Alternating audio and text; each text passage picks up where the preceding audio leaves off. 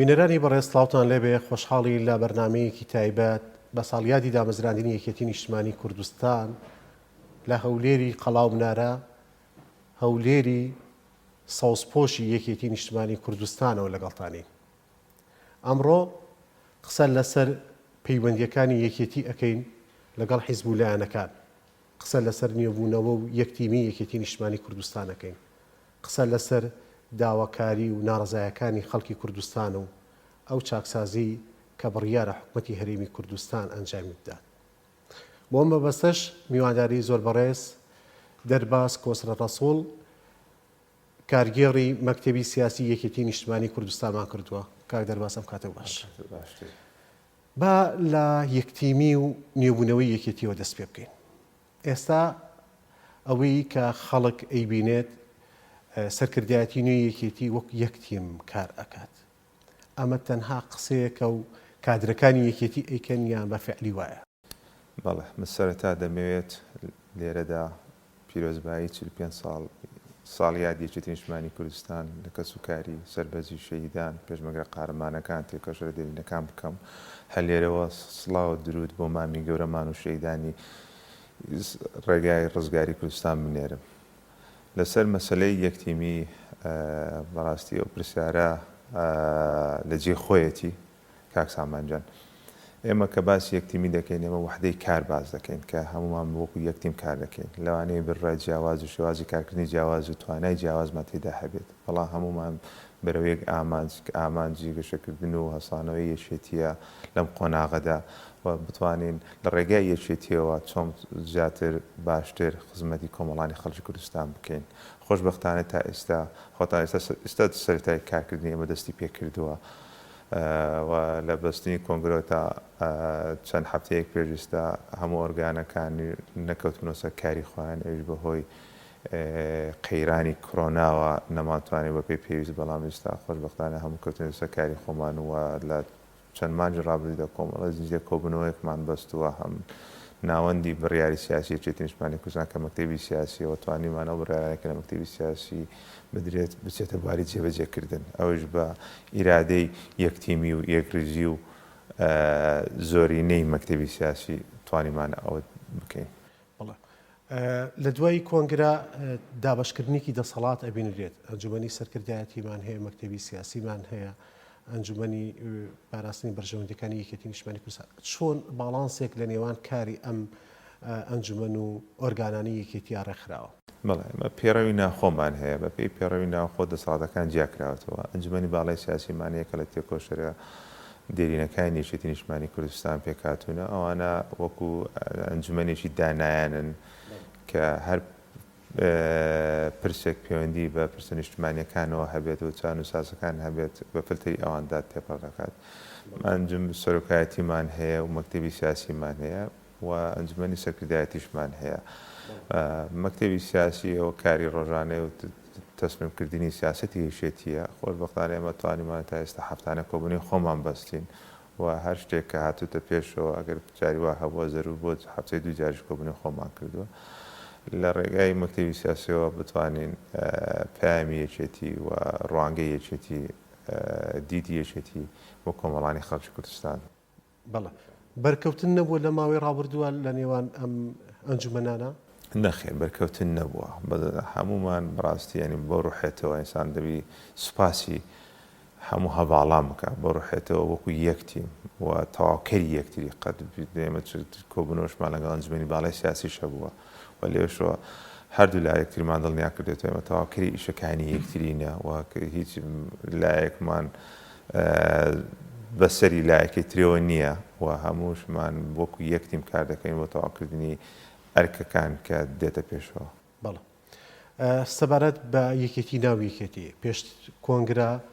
قسە زۆر لەسەر ئەوواکرا یەکێتی ئەوەشی باوە لە دەستیەیە و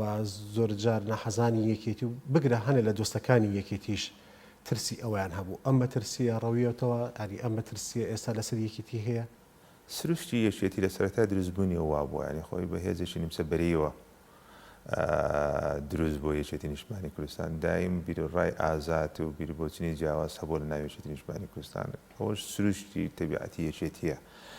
ئەوەی کە لە ڕابردوودا باز دەکرا گرێ لەسەرەوە دەکرا ناتوانێتێتی کۆنگرە بەستێ بەڵام بتوانیمان کۆنگرە بەستین کۆنگرێش خۆتان دەزانن لە 10 ساڵی ڕابردوودا کۆمەڵک ئەحداس هاتووت بۆ پێشەوە دروستبوونی ئۆپۆزیسیۆن جیابوونەوەی کاگنیشتوان و هەواڵان لە یەکێتی نیشتیمانی کوردستان وەفاتی مامجەلال داعش و دەستدانی کەرکووک کۆمەڵ ئەحداس هات بۆ پێشەوە خەڵک وای بە زەحمەتی دەبینی کە یەکێتی بتوانانی کۆنگرە بەڵام خۆشبەختانە ئێمە کۆنگرێکمان کۆنگرێکی سەرکەوتومان بەستا و تەواوکردنی کارەکانی کۆنگرەش توانیمان لە چەند مانگی ڕابردوودا ئەوەرکانێک کە کۆنگرە ڕاستپاردوو بە ئەنجومەنی سەرکردایەتی جێبەجێ بکەین. بەڵام یەکێتی حیزبێکی جەماوەریە خاوەنی زۆرترین شەهیدە. ئێوە بۆ جەماوەری کوردستان پلان و بەرنامەتان چی ئەبێت وەکو سەرکردایەتی نوێ؟ لە سەرەتای دروستبوونی یەکێتیەوە ئینسانەکە باسی ئەوە بکات یانی ئێمە دەبێت هەمومان شانازی بە یەکێتیەوە بکەین کە نسکۆی 75 ڕوویدا کۆمەڵک گەنج کۆمەڵک تێکۆشەر بڕیاریاندا بەردەوامن لە خەباتکردن یەکێتی نیشتیمانی کوردستانیان دروست کرد بۆ یەکێتی نیشتیمانی کوردستان بۆ ئامرازی کە بتوانێت داکۆچی لە ماپەڕەوەکانی کۆمەڵانی خەڵکی کوردستان بکات. ئەو کاتە خەڵک بڕا ناکەم لە برسێتیەوە چەکی هەڵگرتبی شۆڕشی کردی بێت بەڵام ئازادی نەبوو و مافی نەتەوایەتی بە تایبەتی مافی نەتەوایەتی کەسایەتی کورد پێشەر کراوە بۆیە بڕیاراندا خەبات بکەن بۆیە یەکێتی لە سەرەتای دروستبوونیەوە کە دروشمیەوەی هەڵگرتووە داکۆچکەری ڕاستەقینەی داواکاری و مافەکانی کۆمەڵانی خەڵکی کوردستان بێت بەدڵنیایەوە ئێمە وەکو یەکێتیوارە بۆ ئامرازات لەسەر ڕابردوو لەسەر ئەو مێژوە جوانێکی هەیبوو ئەو مێژۆ سەروەرێکی هەیبووە لە ڕابردوو ئێمە بەردەوام بین لەسەر ئەو کارانە چۆن بتوانین لەو قۆناغی ئێستادا کە باسی نێبوونەوە دەکەین و باسی گۆڕانکاری دەکەین نێبوونەوە نییە لە بیرکردنەوە نێبوونەوەی لە فەلسەفەی کارکردن خۆتان دەزانن ئێستا کۆمەڵک جیل هاتوتە پێشەوە دەتوانین بڵێن ئەو جیلانە جیلی دوایش نەوتویەکە دوای شەڕی ناوخۆیە ئەو واقعیان هەر نەبینیوە بۆیە ئێمە بتوانین چۆن خۆمان بگونجێنین لەگەڵ دنیای ئەمڕۆی جەهانگیری کە ئەو مەسەلەی سۆشیال میدیایە فڵانە عەولەمایە کە تەسیرێکی زۆری کردووە لەسەر خەڵک ئێمە چۆن بتوانین بە بیرکردنەوە فەلسەفەیەکی تازە خزمەتی کۆمەڵانی خەڵکی کوردستان بکەین و خزمەتی باشتریان بەڵێ باسی کۆمەڵانی خەڵکی کوردستانمان کە بەڵام ئێستا خەڵک داواکاری هەیە یەکێتی نیشتیمانی کوردستان ئەم سەرکردەکە گەنجانی وەکوی ئێوە تا چەند ئاگاتە لە معاناتی خەڵک چون زۆر جەگلەی ئەکرێت ئەڵێ سەرکردەی سیاسی کورد ئەوان لە شوێنێکە ژین خەڵکەکە لە شوێنێکی تر و لە دوو دنیای دابڕاون لە یەکتری ئێمە مەڕاستی هەڵقوڵاوی ناو کۆمەڵانی خەڵکی کوردستان یانی ساگە بگەڕێتەوە من تەمەنی ژیانی منداڵی خۆم هەر لە شاخ و دوای ئەوەش ینی لەگەڵ هەموو نەهامەتەکانی کۆمەڵانی خەڵکی خۆمان بووینە پردی پەیوەندیەکانی نێوان هاوڵاتیان و توانین بڵم سەرکردایەتی هێزە سیاسیەکان لاواز ببوو بەڵام ئێمە ئومێد دەکەین ئەو پردە دروست بکەینەوە خەڵک مەعاناتی هەیە خەڵک گرفتی هەیە ئێمە کۆمەڵە قەیران بەرەوکی هەرێمی کوردستان بۆتەوە هەندێکی لە دەرەوەی ئیرادە ئێمە بووە نەماتوانیەوە لە دەستی ئێمە نەبووە بەڵام ئێمە وەکو یەکێتی نیشتیمانی کوردستان بتوانین چۆن پارێزەری کەرامەت و قووت و ژیانی خەڵک بین ئەوە گرنگە ئەوە دڵنیاشان دەکەینەوە وەکو سەرکردایەتی تازەیەکێتی ئێمە لەو ڕێچکەیە لا نادەین ئەوەی پێمان بکرێت لە خزمەتی کۆمەڵانی خەڵکی کوردستان دەبین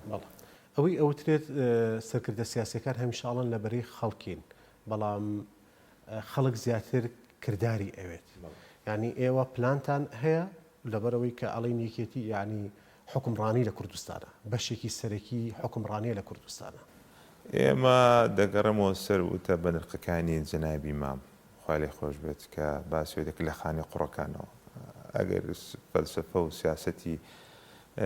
ئەم سەرکردایەتی تازەیەشێتی گەڕانەوە بۆ خانی قوڕەکان نەبێت دڵنیاتان دەکەمەوە ئەوەی کە جەناب باسی دەکەی وایە بەڵام ئێمە دەی بگەڕێنەوە چکە قاعدەی و جەماوەری ئێمە ناو خەڵکی هەژار و نیشان و ڕەنزەرانی بیر و بازووە بۆیە ئێمە دەگەڕێینەوە قاعدەکەی خۆمان وە دڵنیاشان دەکەینەوە کە من یەک لەوانە بوومە قەتدا نەبراوم لێیان و دایم لەگەڵیان بوومەوە ئەوەی بە من بکرێت ئێستا ئەرکە کەشمان و مەسئولێتە کەشمان جیاوازترە لە ڕابردوو و ئینشاڵڵا بتوانین لەو ئەرکەی کە ئێستا لە سەر شانماندایە بتوانین زیاتر خزمەتیان بکەین و گویان زیاتر لێ بگرین و ئەو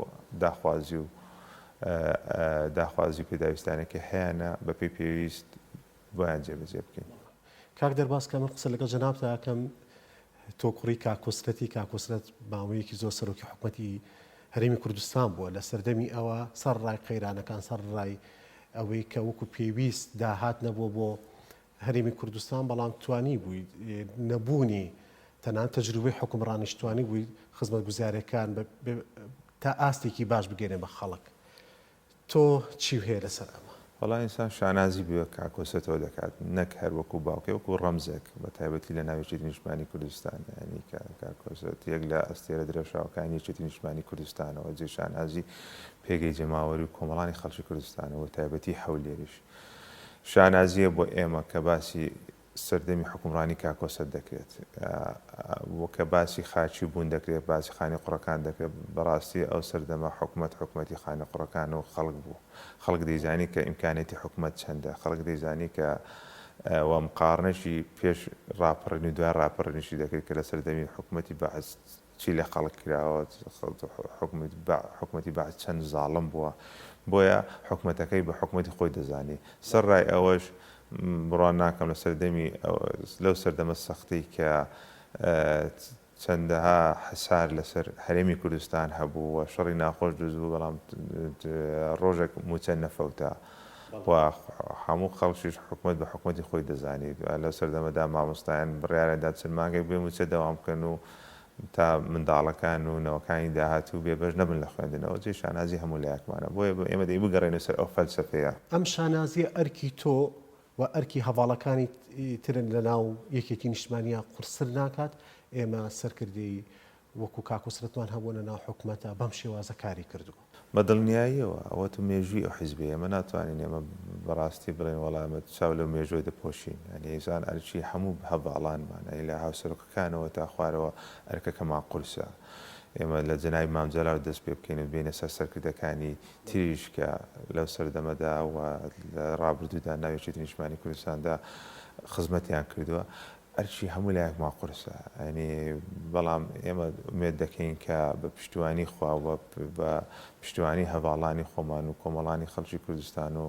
تێکۆشەرانی یەکێتی نیشتمانی کوردستان و کە سوکاری سەربەرزی شەیدەکان بتوانین درێژە بەو ڕێبازە بدەین و خزمەتی باشتری کۆمەڵانی خەڵکی کوردستان هەر ئەمڕۆ ئێمە کە بە شاری هەولێرە هاتین بەڕاستی و دیمەنانەمان بیرکەوتەوە کە هەولێر ڕزگار کرا لە ڕاپەڕینی 1990 ئەو کاتی کاکۆسرەت لە ناو جەماوەرا بوو ڕەنگە ئەو جەماوەرە کە ئەو کات لەگەڵ کاکۆسرەت و لەگەڵ هێزی پێشمەرگی کوردستانە حیزبی بەعسیان ڕاماڵی سەردەمێکی نوێیان دروست کرد ڕەنگە ئەو جەماوەرە ئێستا هەرو جەماوەری جارانی یەکێتی بن بەڵام پێویستیانەوە بێ کە ئێوەی یەکێتی سەرکردایەتی نوێی یەکێتی بچنەوە ناویان و لەگەڵیان نابن پلانتان چییە وەکو یەکێتی بۆ هەولێر بۆ چوونە ناو هەولێر بۆی وەکو کاکۆسرەت چۆن لە هەموو ئەو بابەتانی کە باسمان کرد لە ناو جەماوەرا بوو لەگەڵ جەماوەرا بوو لەگەڵ هێزی پێشمەرگا لەگەڵ خەڵکەکە بوو جارێکی تر ئێوە پلانتان چییە بە هەمان ڕێژکە بە هەمان ڕێباز کار بکەن خۆی بەداخەوە شڕی ناخۆیانی زەرمەندی ئەساسی یەکێتی نیشتمانی کوردستان بوو تایبەتی باسی هەولێر دەکەین ئێمە لە دوای 96ەوە یەکێتی نیشتمانی کوردستان هیچ دەسەڵاتێکی فعلی نەبووە لە شاری هەولێر و خۆتان دەزانن دوسێ جیل کە دوای شەڕی ناخۆشستا لە 96 تا ئێستاوە ئەوەی کە لە دوای 96 لەدایک بووی تەمەنی 24 ساڵە جیاوازێکی نەبینیوە لە سەردەمێکی یەکێتی دەسەڵاتیە بوو لە هەولێر و ئێستا کە لە دەسەڵاتدانە بەڵام بەدڵنیاییەوە ینی واقعی هەولێر و جوغرافیای هەولێر و سروشتی هەولێر دوانەیەکی بەیەک بەستوونە بە کاکۆسرەت و یەکێتی نیشتمانی کوردستان ئێمە توانین ئیسtisماری ئەوە بکەین و ئەو خەڵکی کە لە یەکێتی زویر بووە ئەوەی کە لە ڕابردوودا هەبووە خەڵک لەوانەیە گلەی هەبێت لە گوتاری یەکێتی قەت بڕوا ناکەم خەڵکی هەولێر گلەی لە یەکێتی هەبێت بەوەی نەیتوانیەوە خزمەتی باشی بکە بەڵام گلەی هەبووە یەکێتەکانی هەولێر گلیان لەوە هەبووە کە یەکێتی گوتارێکی گشتگیر و گوتارێکی یەکێتیانەی نەبووە بۆیە ئەمە بتوانین هەمومان بە تەبایی بێگرزی بگەڕێنەوە ئەو پردی پەیوەندی کە لە ڕابردوودا هەبووە کە ئەو سەردەما کە باسی مێژوو دەکەین ڕابردوو دەکەین ئەو بکەینە ئەساسێک تا بتوانین داهاتوێکی باش بەدەست بێنین و دروست بکەین بۆ ئەوەی یەکێتی نیشتمانی کوردستان و پێگەی یەکێتی نیشتمانی کوردستان لە هەولێر هەڵبسێنینەوە. زۆر جار یەکێتیەکانی هەولێر گلی ئەویانە کرد کە لەلایەن دەسەڵاتی ئێرەوە غەدریان لێ ئەکرێت لە زۆر بوارە. ئێوە بۆ ئەمەیان چیتان ئەبێت؟ خۆ کاک سامانجان ئێمە باسی گلەی بکەین ینی واقعی تێدا هەیە تۆ ئینسان یەکێتیەکانی هەولێر خۆیان بەسەر بەرز دەزانن چونکە بەڕاستی لە سەردەمی شاخدا ئەگەر بین لە 4 ساڵی دوای 85 86 87 کە هێزە تۆقێنەرەکەی کوردستان هێزی پێشمەرگەی کوردستان ئەو یەکێتیانی هەولێر بوون بۆیە نازێکیان هەیە بەسەر یەکێتیەوە ئەوە نازێکیانش هەیە بەسەر هەمومانەوە. ئێمە وەکو یەکێتی نیشتمانی کوردستان دوای یەکگرتنەوەی ئیدارە نەماتوانیەوە پێویست خزمەتیان بکەین هەم لە ئیدارەی سلێمانی پێشووی سلێمانیش و هەم لە ئیدارەی پێشووی هەولێریش بۆیە حەقی خۆیان ناگلەی بکەن بەڵام ئێمە ئومێد دەکەین ئێمە بڕوامان بە تەباوی یەکرێزی هەیە و بڕوامان بە یەکرێزی حکوومەتی هەرێمی کوردستان و لایەنە سیاسەکانیش هەیە بتوانین لە ڕێگای حکوومەتی هەرێمی کوردستانیشەوە بە بیرکردنەوەکی جیاواز بە شێوازێکی جیاواز بتوانین چۆن بتوانین شەراکەتێکی دروست بکەن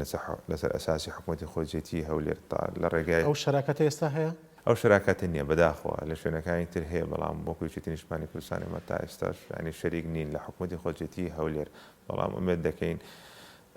ئەگەر دەرفەت هاتە پێشەوە پەیوەندیەکان باشتر بوون ئەمە ئەو پرسەش بکەینە پرسێکی گەرمی گفتوگۆکانمان بێگومان بەڵام ژمارەی شەهیدەکانمان لە شاری هەولێر ژمارەی پێشمەرگەدێرینەکانمان لە شاری هەولێر ژمارەی تێکۆشەرەکانمان لە شاری هەولێر کەم نین کە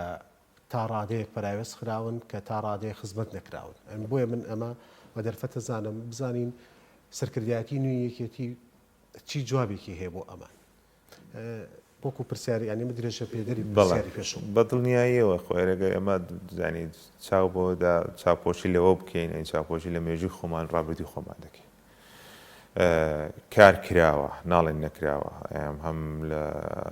سلێمانیش و هەم لە هەولێریش بەڵام بەپێی پێویست نەبووە لە ئاستی تومحی ئەواندا نەبووە ئێمە وتان وەکو سەرکردایەتی تازە بە تایبەتی ئەوەی کە پەیوەندی بە هەولێرەوە هەیە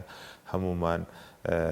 پشتیوانیان بکەین و ئەوەی کە کەم و کوڕی هەیە ئەوەی کە کاری بۆ نەکراوە بتوانین ئەو کارانی بۆ تەواو بکەین تا ئێستا نەماتوانین بەداخەوە ینی تا ئێستا چەند کەسێک ماوە کە سەردەمی برینی شەڕی ناوخۆی نەماتوانیوە ساڕێژی بکەین بۆیە ئێمە بتوانین لەوانەوە دەست پێ بکەین و هەندێک خەڵکەیە تا ئێستا تەعویزاتی وەرنەگرتێتەوە کۆمەڵە تێکۆشەر هەیە خەساری زۆری داوە سەر ماڵی هەموو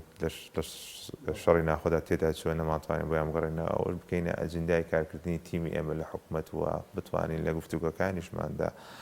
ئەگەر سەرکەوتوو بن پرسی بەشداریکردن لە حکوومەتی خۆزیەتی بکەینە پرسێکی گەرم چونکە ئێمە حزورێکی باشمان لە ئەنجومەنی هەولێریش هەیە ئەنجومەنی پارێزگای هەولێر بەڵێ سەبارەت بە تیمی حکوومەتی هەرێمی کوردستان باسی ئەو تیمە و کرد لەسەر ئەدای تیمەکە چیە قسەیەکە هەیە تا ئێستا ئەمە گلەیمان لێ نییە خۆتان دەزانن ینی جیهان بە قۆناغێکی سەختدا تێپەڕ دەکات کە قۆناغی کۆرۆنا و دوای کۆرۆنا و دەرهاوێشتەکانی دوای کۆرۆنا اقتصادی ئێمە سەرچاوەکەی پشتی بەستەوە بە نەوت و خۆتان دەزانن سعینەوە لە بازاڕەکانی دنیادا زۆر دابەزیوە و تیمی یەکێتی نیشتمانی کوردستان بە ئێمە نیشارینەوە بە حەجمی خۆمان کە 21 کورسینە ئێمە بەشدارین لە حکوومەتە ئێمە ناتوینە بڵێن وڵات حکوومەتێکی 50 بە 50ە تشکیلی حکوومەت لەسێر لایەنی سەرەکی براوەی هەڵبژاردنەکان پێک هاتووە بۆ یەکێتی نیشتمانی کوردستان ینی سەرڕای ئەوەی کە مەسئولیت ئێمە 21 کورسیمانە بەڵام زیاتر مەسئولیت ماڵەکەوتەوە بۆ ئەوەی کە ئێمە مەسئولیتێکی تاریخیمان لەسەرشاندا یەکێتی هێزێکی ئەساسی بووە لە بنیادنانی دروستکردنی حکوومەتی هەرێم بەڵێ لە کابینەی پێشوو لەم کابینەشە دوو ڕێی جیاوازەیە پارتیەکان پیان وایە یەکێتی تەنها لە سەرکەوتنەکانە سنگ دەرەپەڕێنێت و یەتە پێشەوە یەکێتیەکان پیان وایە پارتی لەو کاتانی کە پێویستی پێیەتی ئەو تیمێ ناو حکوومەتی هەرێمی کوردستان ئەکا بە قەڵغانێکیان ئەمان ئەباتە پێشەوە ئێمە بینیمان لە 4-5 ساڵی ڕابرد و کاتێک کە موچەکەم کرایەوە کاقوبات ئیعلانی کرد کاتێک کە کێشە لە نێوان بەغا و هەرێما دروستە بێ کاقوبات ئەبێ بچێت ئەو کێشانە چارەسەر بکات ینی ئێوە وەکو یەکێتی قسەتان لەسەر ئەمە چیە یەکێتی بەرپرسیارەتەکەی هەڵگرتووە ئێمە وەکو یەکێتی نیشتمانی کوردستان قەت لە بەرپرسیارەتی نەترساوی وەکو جەنابەت باسی کرد لە 5 ساڵێکە لە حکوومەت بووین سەرڕای ئەوەی کە شڕی داعیشە بوو سەرڕای ئەوەی کە ئێمە نرخی نەوت دابەزی سەرڕای ئەوەی کە بودجە لە بەغداوە بڕیان ئێمە شانمان دابرێ وەکو یەکێتی نیشتمانی کوردستان دەتوانینەوە کە ئێمە هێزی سێم بووین لە دروستکردنی حکوومەت بەڵام ئێمە وەکو پارتی و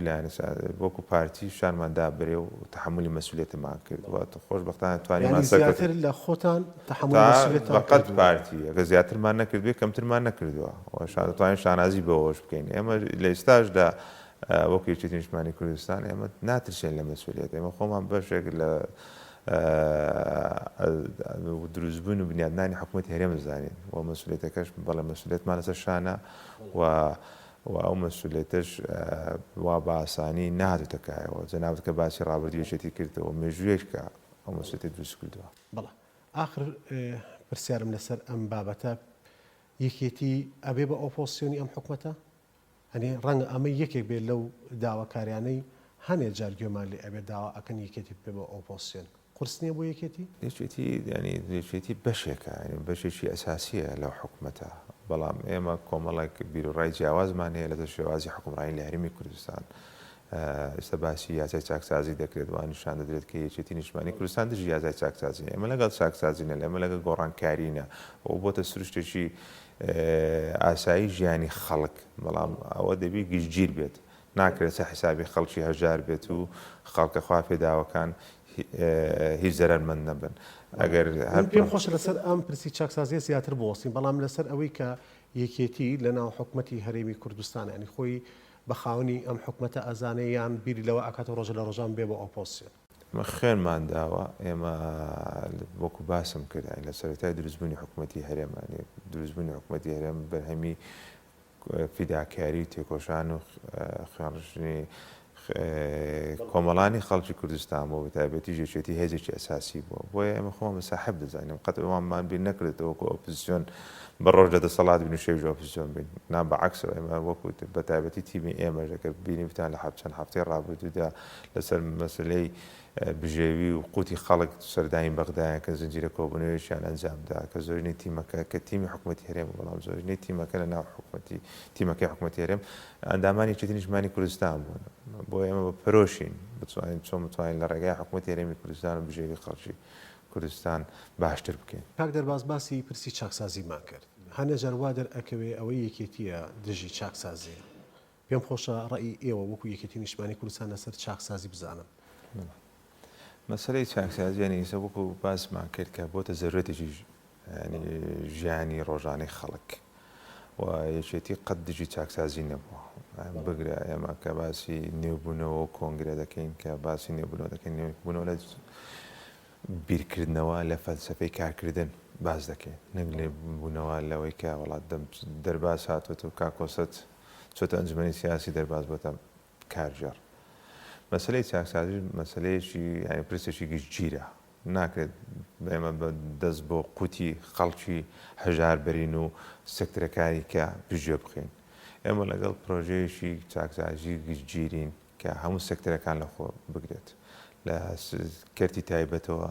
بۆ موچەخۆرانی موچەخۆران کە ئەگەر هەندە خەڵکێ بە ناحەق موچە وەربگرن ئەو خەڵکانەی کە بوونەتە سەبەبی ئەوەی کە قوتی ئەوانی تر ببڕێت ئەوانە ببڕێن ئەمە هیچ مشکلەمان نییە و ئەمە پشتیوانیمانیش کردو ئەمە لەو ساڵی ڕابردووکە لە حکوومەت لە کابینەی هەشتدا بووین کۆمەڵێک چاکسازیمان ئەنجامدا و چاکسازیانەش کە بۆ گەڕانەوەی 5 ساڵ لە وەکو وەزیر لەناو کابینەی پێشوە کارە کردووە و سەرۆکی یەکێک لە لیژنەکان بووی بۆ بچووکردنەوەی حکوومەت مەسەلەن ئەگەر یەک لەو کارانە بە نمونە وەرگرین لە ڕێگای یەکێک لەو کارانەوە کە کردوتانە حکوومەت چی دەستکەوتووە چی بۆ گەڕایەوە بەس لە وەزارەتی ڕۆشنبیری توانیمان 113 بەڕێوەبەرایەتی دای بخێن نێهێڵێن کەەوە حەزمێکی گەورەیە 113 سیارە 113 نەسیریە 113 بینایە ئەو یەک لە کارەکان بووە ئەوە هیچ تەسیرێکی لەسەر کاروباری ڕۆژانەی خەڵک نەکرد واتوانیمان کە ئەمە سەرۆکایەتی لیژنەیەکمان دەکردەوە کەوی لە دەسەڵاتی وەزیر بێت چونکە کۆمەڵک تحجیمکردنەوەی هەیکلەی حکوومەت هەندێکی پێویستی بە یاسا هەیە کە دەی بگەڕێتەوە پەرلەمان و لە ڕێگای پەرلەمانەوە بکرێت ئێمە توانیمان زۆربەی ئەو بینایانە کە حکوومەت بەکرێ گرتی بێت نەیهێڵێن بەتاڵی بکەین چونکە چاکسازی پرۆسەیەکە ناتوانین بڵێ بۆ ئەمڕۆیە ئەم دوێنێش زەرورە ئەمڕۆژ زەرورە بۆ بەیانیش زەرورە بۆیە دایم دەی بەردەوام بیت بەڵام ئەو بە پلان دەکرێت بە استراتیژ دەکرێتەوە کۆمەڵێک لەو چاکسازانەی کە پێویستم بکرێن یاسای پێویستە من پێم خۆش ینی لێرەدا دوسێ پرسەیە باسی بکەین مەسەلەی لا مەرکەزیەت هەیە کە یەک لەو پرسانەیە بۆ تەمژارێکی ڕۆژانە و داخوازیەکی خەڵک ئێمە لەگەڵ لا مەرکەزێتین ئێمە لا مەرکەزێتەکەی ئێمە کە باسی دەکەین لا مەرکەزێتی کارژێڕیە و کارژێڕی ئیداری دەکات و مالیە بڵێ داراییە بۆ نمونە یەکێک فەلاحێکی شارەزوو پێویست نەکات بۆ وەرگرتنی مۆڵەتی بیرلێدان بێتە هەولێر سەردانی وەزارەتی کشت و کاڵ بکات ئەم باسی ئەو دەسەڵاتانەمان کردووە ئەم باسی ئەومان نەکردو دوو ئیداری دروست بکەین ئەم باسی ئەومان نەکردو پارێزگاری سلێمانی و پارێزگای سلێمانی ڕاستەوخۆ بچن لەگەڵ بەغدا مامەڵە بکەن و بەشی موچەخۆرانی سلێمانی لە بەغدا وەرگن ئێمە دژی دوو ئیداری داوای ئەکەن تەنها بۆ سلێمانی یان بۆ هەموو کوردستانە من تۆزێک ڕاشکاوانە دەمێ باسی بکەم ینی وابزانم هەولێر لە هەردوو شارەکەی تر مەغدورترە لە چی ڕوویەکەوە لە ڕووی لامەرکەزێتی ئیداریەوە لە ڕووی داهاتەوە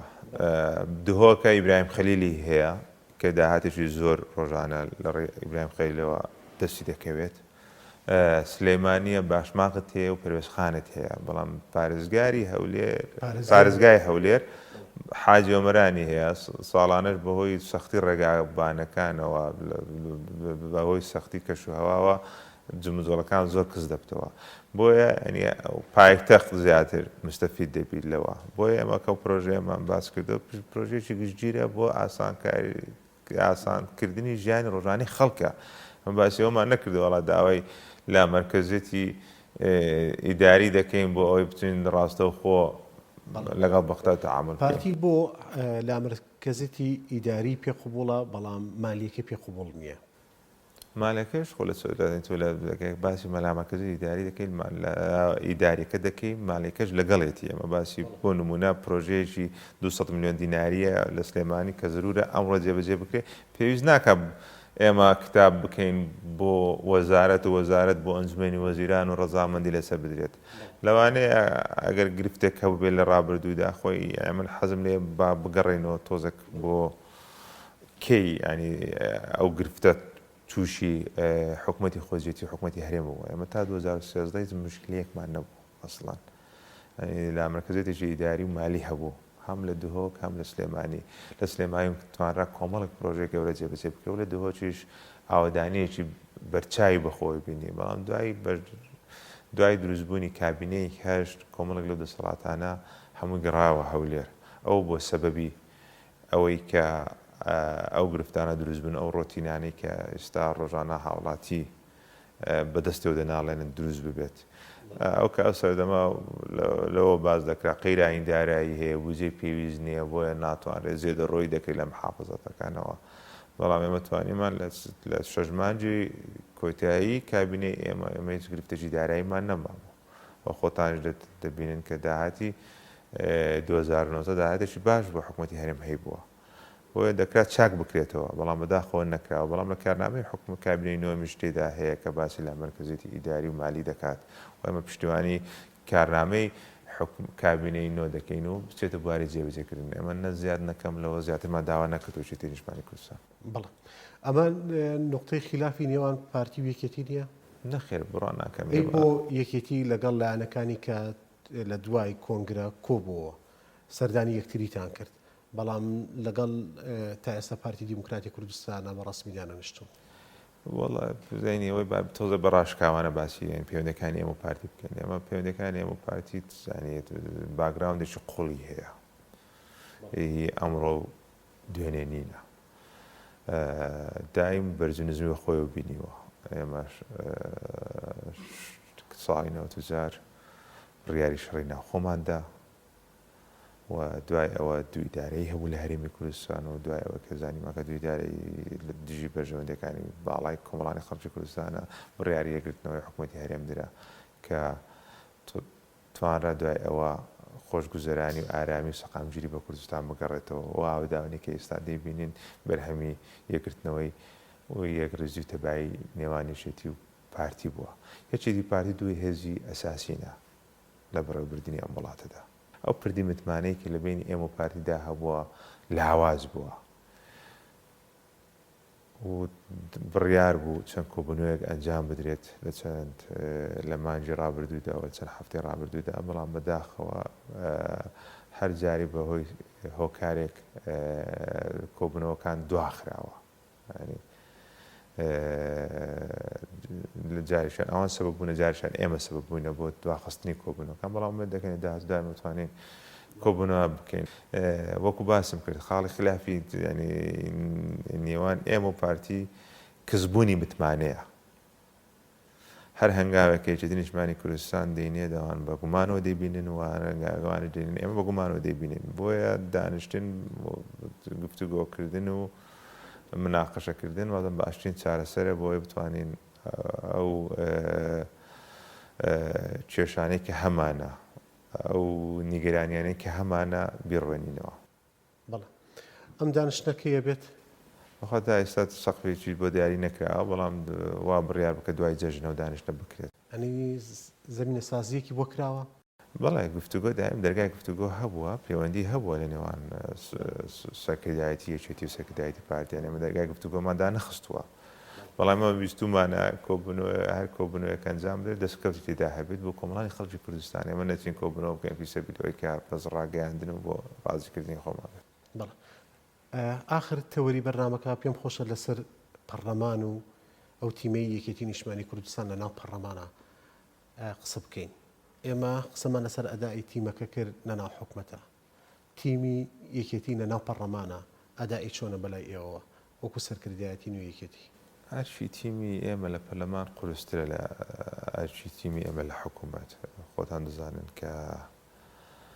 یەکێتی نیشتمانی کوردستان 21 کورسی هەیە لە کۆی 110 کورسەکەی پەرلەمان